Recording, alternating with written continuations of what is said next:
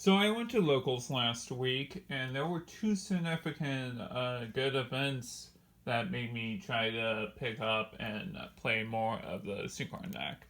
One of them was, of course, the 2021 Megatons, which we had the three cross-out designators, all legal. I got them just on release by Yu-Gi-Oh! Daily, so it was pretty neat to receive a card like Cross-Out Designator on day one of release, so I took it to locals on the 2nd.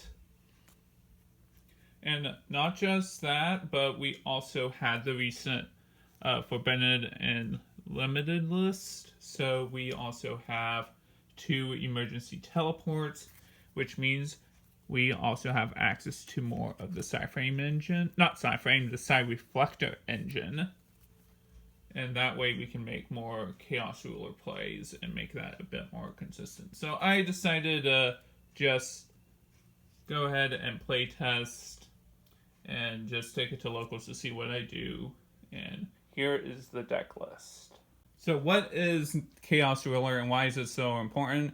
Well, it's a generic level 8 dragon, which can trigger like Arrive and Light. It's a 3,000 beat stick, but more importantly, you get to excavate the top 5 cards of your deck, and you get to add either 1 light or 1 dark attribute, and that is important, and the rest are sent to the graveyard. Back in 2011, when I first picked up the deck, I played the Lightsworn engine, and nowadays we can't wait until the end phase to send all of those cards from the top of the deck to the graveyard.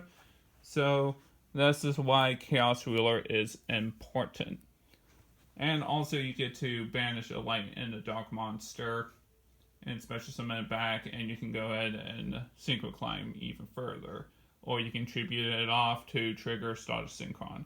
So that's why Chaos Ruler is important. Now, I did end up cutting 1 copy of Cyber Synchron, 1 of the level 2 tuner, and a copy of Quick Draw Synchron, just because the extra monsters that we're getting from Quick Draw Synchron, we have access to Ascator, the Chaos Ruler play, so we don't really need to rely on a special summoning Quick Draw Synchron from the deck. And also Cyber Synchron, because of raid shows, more than likely not going to open up with a Cyber Synchron as often as I did in the previous build. So I'm not really afraid of drawing the one-ofs and trying to resolve it. I think the most important play is getting off Star Synchron and Junk Synchron. All of these are all extenders, the 3 Junk Converters, the 1 Doppel, the 2 Caligo, the 1 Brotar, the 1 Converging Wells.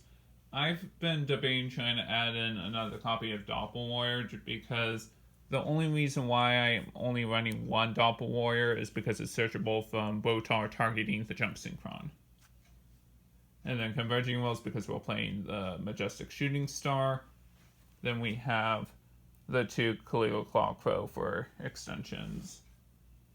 Then the spells that we're running the 3 Living Fossil for the Power Tool Dragon sequence. Sometimes we don't really get access to a bit more of an extender. So sometimes with the Power Tool, we don't usually go to the Power Tool Dragon sequence. Sometimes we need this extra extender just so we can go ahead and push more aggressive plays.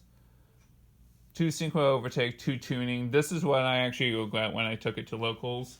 I actually want to run another 3rd copy of Tuning, make it a 47 card deck. And then Black Garden for Garden Rose, Monster Reborn for more extenders, Rhoda, Called by the Grave, and Arrive and Light, self-explanatory. The extra deck really hasn't changed aside from I took out the Satellite Warrior and I put in the Chaos Ruler. And a lot of the extra deck are answers to a lot of problematic. Like we usually end on an average of 2 to 3 negates. Sometimes. YouTube, there you have it. This was my update to the Stardust profile, and I will post an update soon as I adjust the deck ratios. And as always, people, have an awesome day.